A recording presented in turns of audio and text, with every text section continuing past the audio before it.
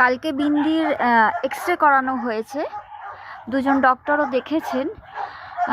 দেখার পরে বলেছেন যে ওর যেভাবে চোয়ালটা ভেঙেছে খুবই ক্রিটিক্যাল অবস্থা, মানে এতটাই খারাপ অবস্থা যে ওটাকে অপারেশন করে ঠিক কতটা আদৌ ঠিক করা যাবে সেই ব্যাপারে ডক্টর কুণাল চক্রবর্তী যথেষ্ট সন্দেহ প্রকাশ করেছেন যে আদৌ ওটা ঠিকঠাক জায়গায় পৌঁছানো যাবে কি না, মানে এতটাই খারাপ অবস্থায় রয়েছে ওর চোয়ালটা ভেঙে।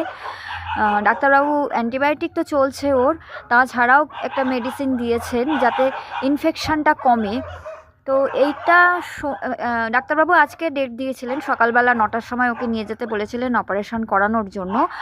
কিন্তু এই যে অপারেশন করার পরেও ও অ্যাকচুয়ালি হয়তো বা ঠিক হবে না, হয়তো বিশেষ কিছু লাভই হবে না। এইটা জানার পরে আমি একটু কনফিউশনের মধ্যে চলে এসেছি যে যদি অপারেশন করিয়েও ও মোটামুটি একই জায়গায় বা একই পজিশানে থেকে যায় তাহলে আর ওকে বেকার কষ্ট দিয়ে লাভটা কী? মানে তাহলে আর অপারেশন করিয়ে অপারেশন মানেই তো একটা কষ্টের ব্যাপার অবশ্যই আছে।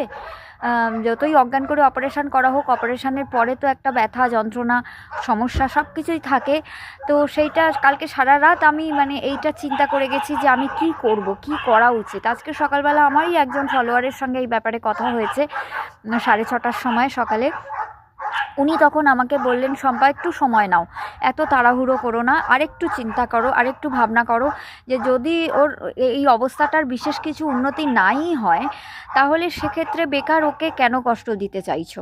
ও তো খাওয়া দাওয়া করছে, তুমি খাওয়াচ্ছ, ইনফেকশানটা কমে যাক যাতে ওর লাইফ রিস্ক না থাকে।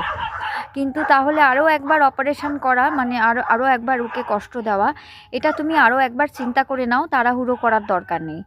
আজকে সকালবেলা 9:30টার সময় ডক্টর কুণাল চক্রবর্তীকে আমি এই ব্যাপারটা আবার জানালাম।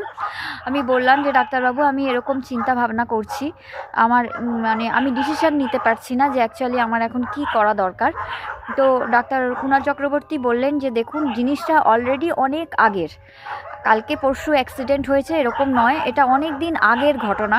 সুতরাং আপনি যদি আরও 7 দিন অপেক্ষা করেন তাতে কিছু এসে যাবে না। আজকের ও যে পজিশানে অপারেশন হবে 7 দিন পরেও যদি অপারেশন করা হয় ওই সেম পজিশানেই অপারেশন করা হবে। সুতরাং আপনি একটু সময় নিন, আপনি দেখুন কি হয়। ও তো খাওয়া দাওয়া করছে, আপনি তো ওকে খাইয়ে দিচ্ছেন, সুতরাং আপনি একটু টাইম নিতেই পারেন।